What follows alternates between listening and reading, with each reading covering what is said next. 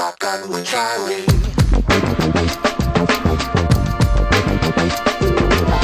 Riding shotgun refers to the practice of sitting next to the driver in a moving vehicle. The term riding shotgun came around after the time of the stagecoach, when somebody used to sit next to the driver holding a shotgun, in case they ran into bandits. My name is Charlie Cook, and I drive a lot. I like to talk to people while I'm driving, so I interview people in my car while I'm driving. Welcome to Riding Shotgun with Charlie.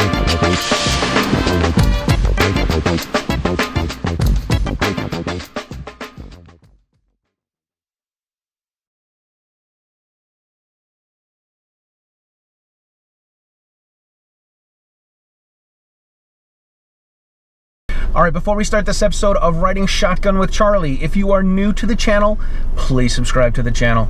If you are watching the show, I'm glad that you guys are here because it makes it all worthwhile, and this is what we do. We put shows out so you can watch them. But if you haven't subscribed to Riding Shotgun on YouTube, please do, and you can find us on all the social medias. Thank you guys for being here, and thank you for watching the show.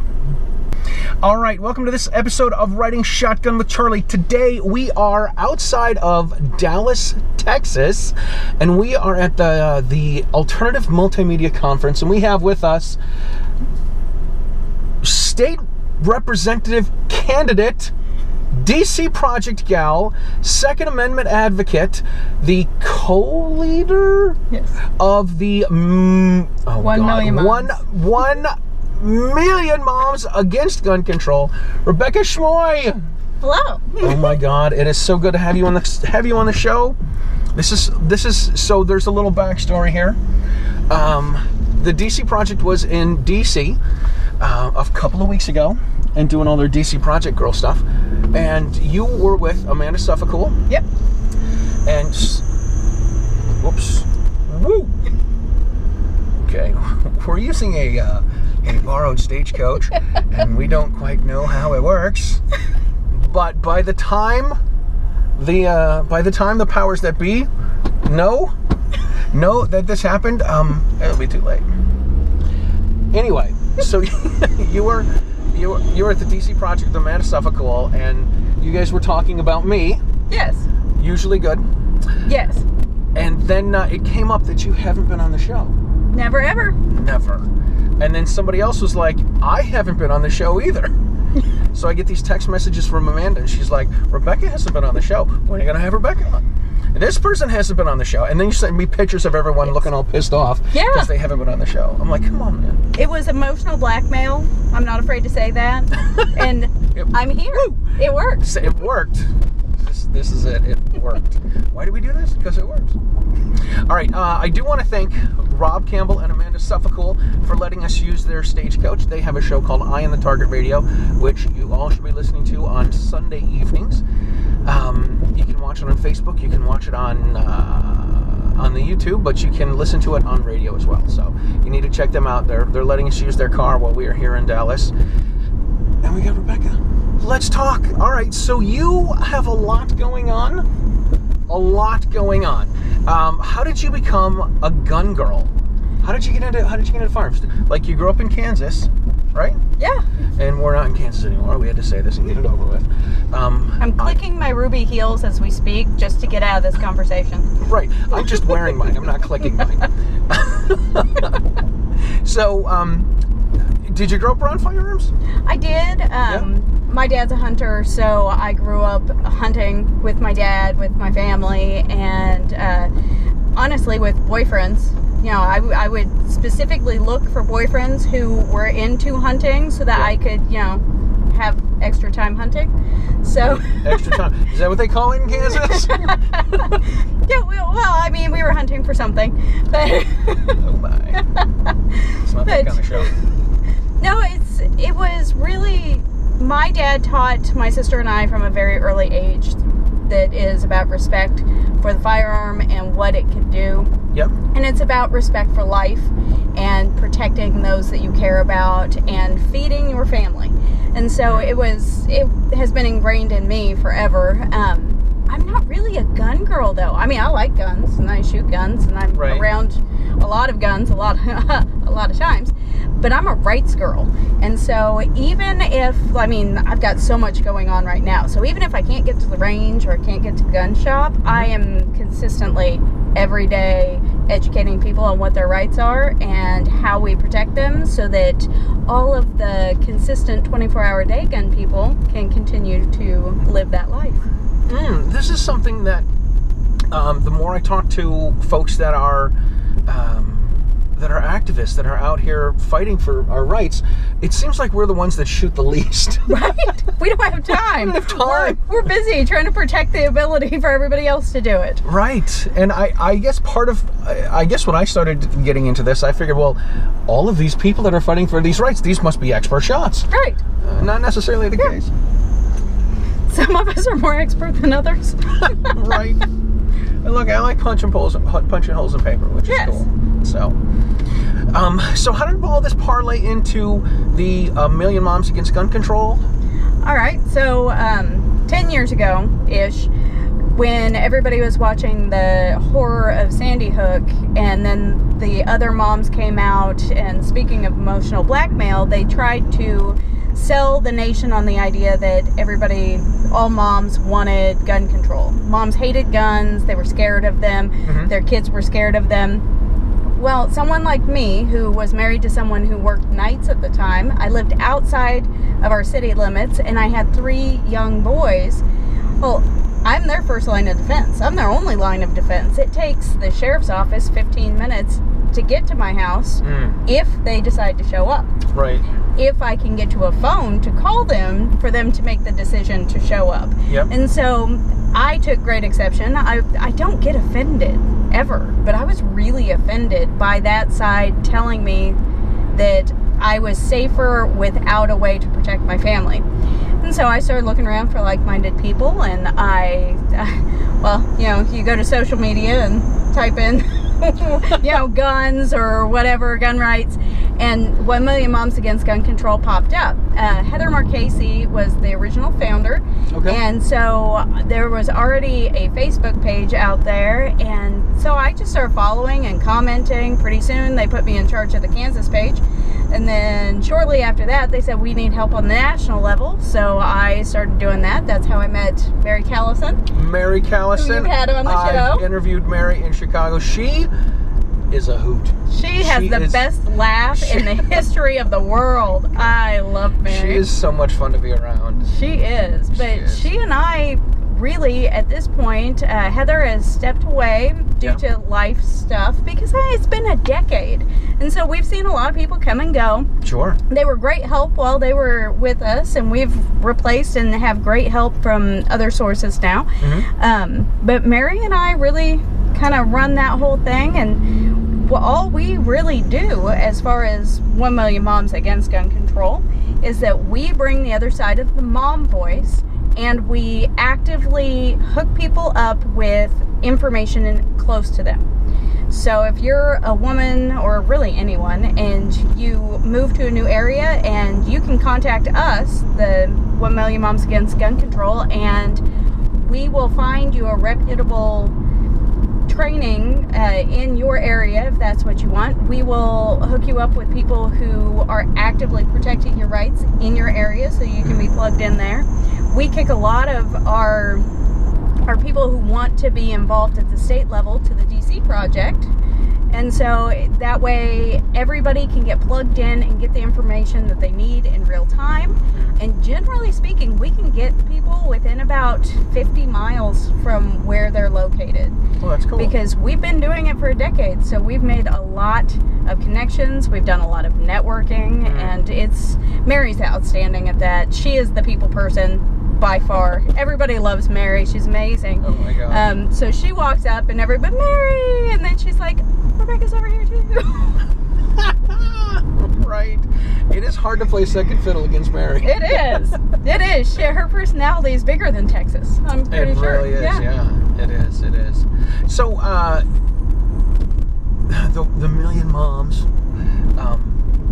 they have the financial backing of the Bloombergs. Yes. Right? And this is not something that you guys have. So everything is really, it's really grassroots. It's like, I think I think people don't get that being an activist, running a group or an organization, it's a lot of work and it takes money. And yeah, it's all been on our own time, on our own dime, and we have put in far more monetarily than we ever will possibly see back. Oh, sure.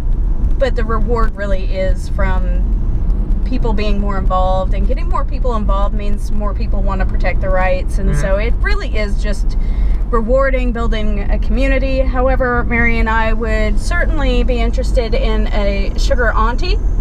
We don't need a sugar daddy.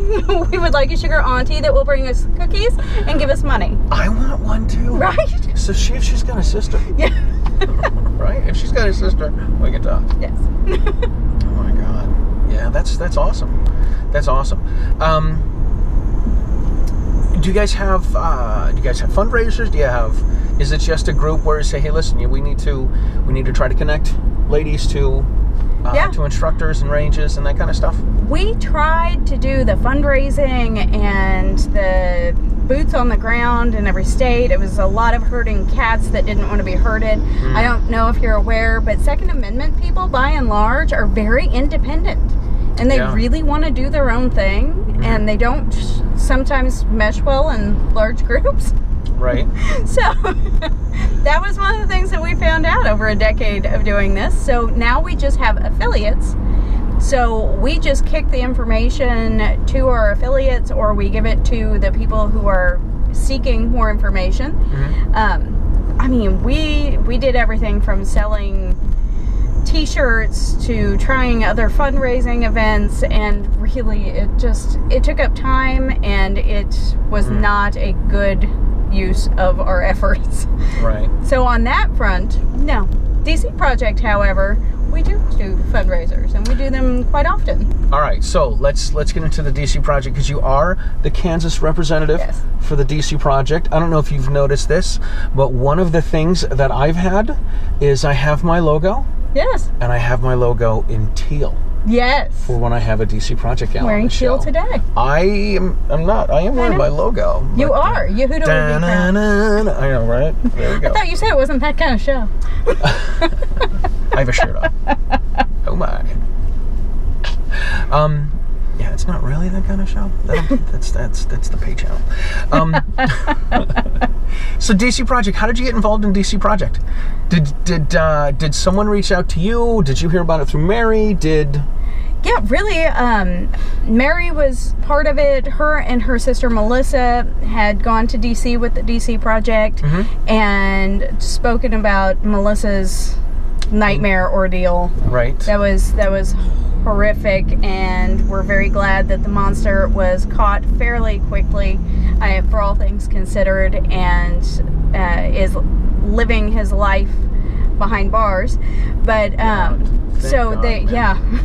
was, Mary and I were active in Million Moms when that happened, and so that it all played out in real time for me, and so it was very traumatic watching it from states away and not being able to help.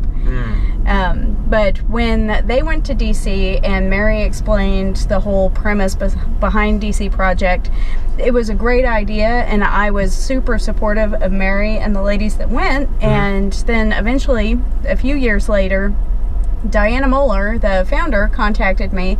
She said, hey, we need somebody for Kansas. Would you be interested? And I was like, sure, why not add that? Sure. I've got more time for volunteer work. Don't you have a job? I have a 40-hour-a-week job. 40 hours a week. Plus being a mom of 3 teenagers and a grandma of 5.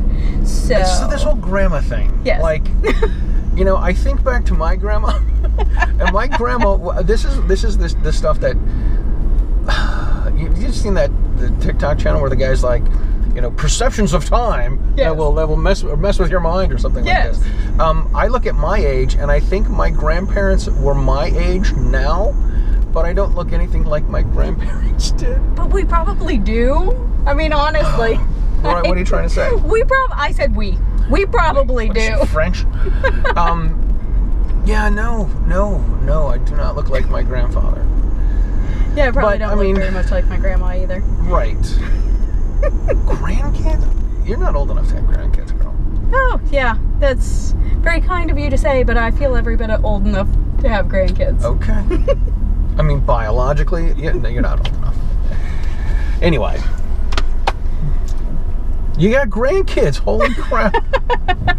Man. Yes. And Anyway. they're in the age range between 18 and almost 2 years. Holy moly. Well, partly because of married into. Blended This is families true. will do that to you. Yes, that's what they tell me. I'm I tell people I am undateable. Oh, nice. That's what it is. Yeah. Like we can't put a date on you?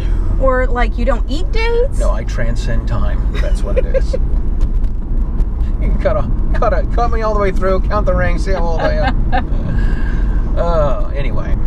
Anyway, so DC Project, Diana asked you to get involved.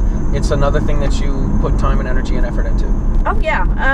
So DC Project started by all of us going to like one lady at least from each state, Right. going to DC all at the same time and basically descending on all of our legislators and talking to them about what the new face of American gun ownership is and then how they can help us retain our rights.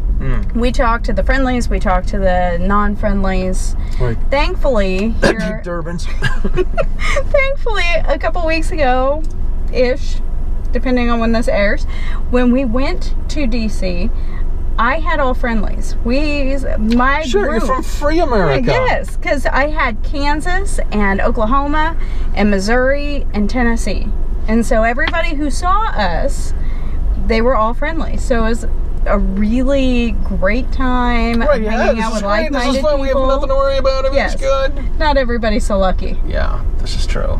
But yeah, it really does make a difference when we all show up in our teal shirts and there's 50 plus ladies and we are all at Capitol Hill at the same time. It's noticeable. Oh my gosh, yeah. And so even people who don't want to hear our message are interested in what we're doing there.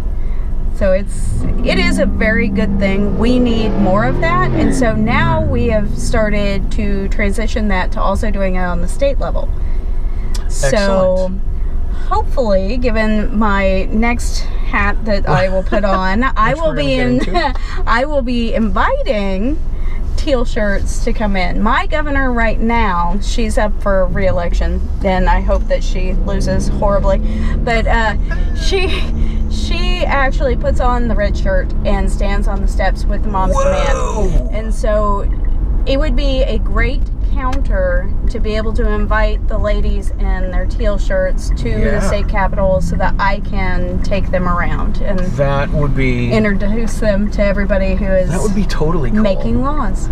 I went to an event at my state capitol this summer, and it was put on by my state's pro-gun group, and some of the red shirts showed up, and I was a little perturbed. I'm going to tell you, I was a little perturbed because the red shirts showed up. They ended up in the office while, like, they got FaceTime in the office talking to the politicians. We did not. Yeah. They're way more organized than we are. They are. And they're very well connected. Oh, this is one of the frustrating things about being a gun folk, since people like to be on their own and mind their own business and be left alone. Some people don't want to get involved. You know, I've noticed this, that people will they'll bitch and complain about stuff, and then when you say, hey, we need someone to do something, oh yeah, I can't do it. Oh, we don't have time. Oh, can they do it on a different day? And honestly, I'm noticing from talking to different people in different states and different, CCDL, DCDL, Gun Owners Action League, with all these groups, it's the same problem. Yes. It really is the same problem, where people don't want to get involved, they don't want to give extra money, they don't want to volunteer time, but they're going to turn around and say, when are we going to sue? When are we going to fight? What are we going to do about this? Yep. And I actually did a class with somebody a few years ago, and he said to me, he's like, so you want to tell me I just can't go into a gun store and buy a gun?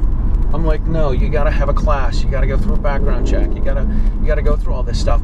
And then after doing a class all day long, he's like, yo, you going to tell me all I got to do is, after I apply for my license, is go into a gun store and buy a gun? I'm like, haven't we been through this? He's like, what's the NRA going to do about this? This is what I said.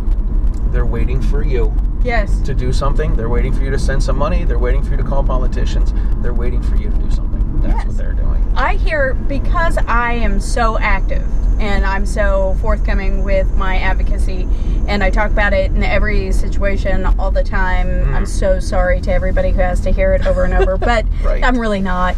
But the thing is, it's working on your pitch all the time. Exactly.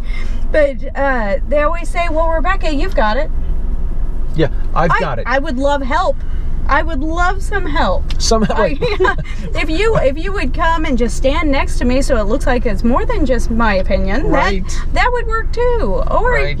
when I say contact your legislators, maybe actually do that. Contact your legislator. Yeah, it's like the little kid, it's looking for, and you hear them yell, a little help here. Yes. A little help here. Come on. There are days where it's the kid that falls down the stairs and he goes, I'm okay.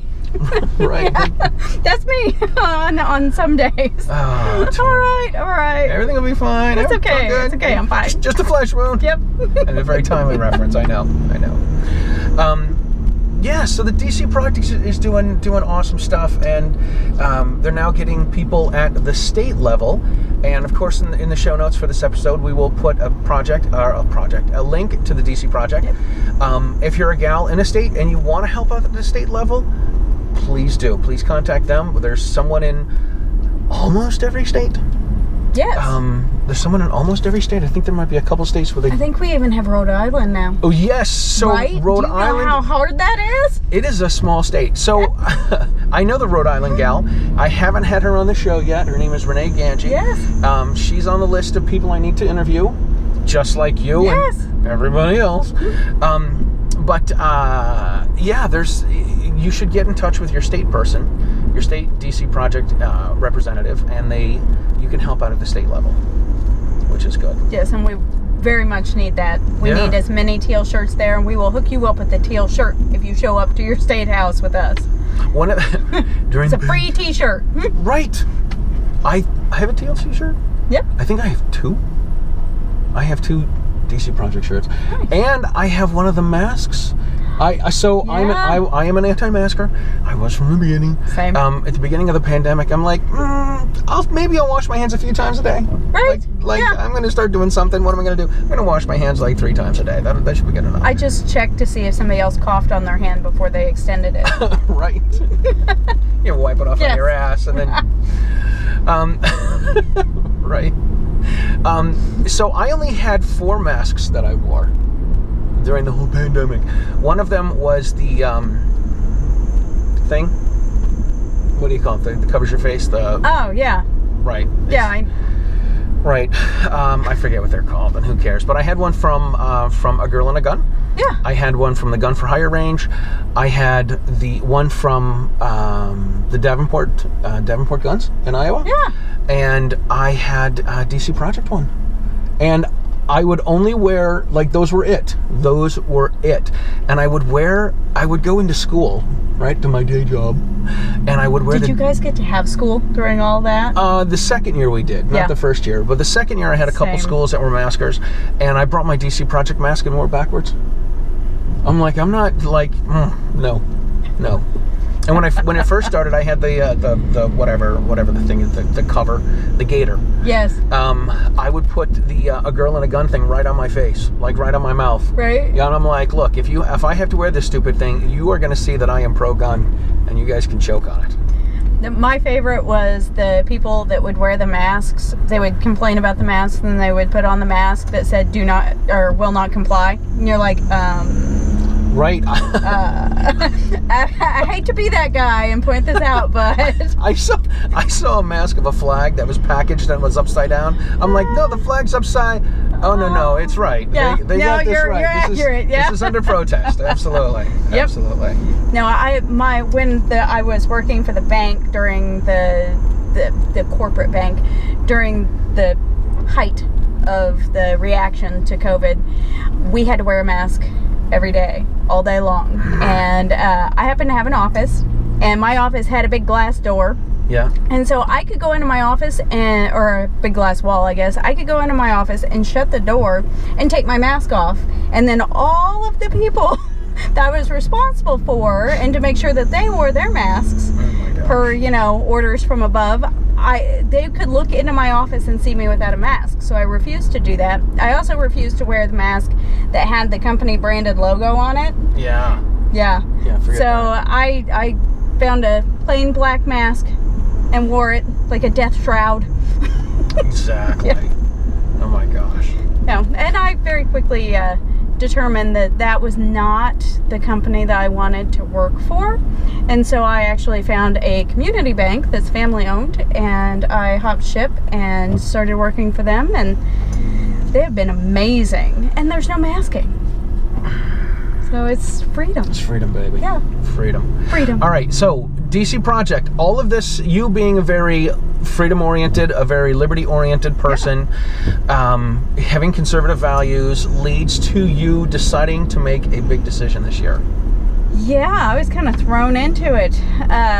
So, 10 years of advocacy for rights and individual liberty and personal responsibility that goes along with it. And I, of course, am somebody that contacts my legislators all the time. And I give them public applause when they do well, and I scold them publicly when they do not. And I attend the events and make sure to have conversations with them. And my state rep, his last day of session, he announced his retirement and then walked out. And so I happened to see it because I follow the politics of it. I happened to see it on social media and started calling around and saying, what are we doing? Who's going to take his place? How can I help? Who are we supporting? And they were like, we don't know. So long story short, I just came through my primary and I won 62% of the vote in my primary. Wow. And so now I'm in the general election. And I do have an opponent, so it's campaign season. You're running for what? The president of Kansas? Or whatever. That's what my teenage boys call that. Because they don't care. So I'm mom to them. They don't care about any of the rest of it. Right. They will eventually, when I'm the president of Kansas or whatever. That is awesome. Yes, it is. Right, when it has some perks, it'll all of a sudden be cool. Right. But it is State House Rep, Kansas State House Rep, District 59. This is also a little commentary on our education system that they don't know that there's not a president of Kansas. Yeah, I don't even know if it's that they don't know. It's legit that they don't care. They're teenagers. Right. Your mom. Who cares? They don't see past their eyelids. It's fine. See past their eyelids. Oh my god. All right, so I kind of stepped on you there. Oh no. So Kansas House of Representatives, District 59. So it's basically Franklin County, Kansas. Okay. And we just went through a redistricting, so we're a nice, just my county, a little corner is taken out of the top for a larger city, larger town. It's rural Kansas. A larger town that is covered by a different district that will actually be represented by a friend of mine, and she doesn't have a general opponent. So I'm super jealous because not only did I have the general opponent that everybody's like, oh, well, yeah, a Democrat's going to run against a Republican. Mm-hmm. I had a Republican opponent in the primary. So for my first time ever campaigning and ever going for a job like this, it has been quite the learning experience. Oh my gosh, absolutely. Because I can do the legislation part. I read bills all the time. I explain what they mean to people all the time. I've been doing it for 10 years. Mm-hmm. The campaigning and the door knocking and the showing up for all the events. And I'm lucky that I get to come down here and continue to do my gun advocacy stuff along with all of that, because it is brutal. Politics is brutal. Politics is brutal. It is. It is. It is. It is not for the faint-hearted. No, and I'm not sure how I thought that I had extra time for this, but I've made extra time for this. I just don't sleep. I just don't sleep. Yeah, no kidding. This is a lot of work. shocking, the having flyers printed, and Oh, yeah. how are we going to come up with money for all this stuff? And the signs, all the signs. Oh my gosh. Oh my gosh, so many signs. And everybody hates signs, and everybody hates mailers, but they work. That's why we continue to do it. They have to be done. It's a lot of money, though. I had no idea how much money moved during election cycles. Not a clue. It's amazing. We're in a recession. I mean, I know other people don't call it that, but I can feel it personally. It's a recession. And the amount of money that still moves, even when everything else is tight, is insane. It is a little nuts, Yeah. It's a lot of money. I think this is where we turn.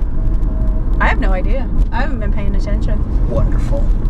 Oh, great. I got a sign. I need to make a left. I think I can make a left here. Yeah, that would be the wrong way. Right. Gotta follow the rules, Charlie. Can't go off-roading in Dallas or outside of someone else's car. I mean, that would really be the time to do it. But since I'm running for office, let's not. Let's not. We want to get you elected. So what does somebody at the state rep do?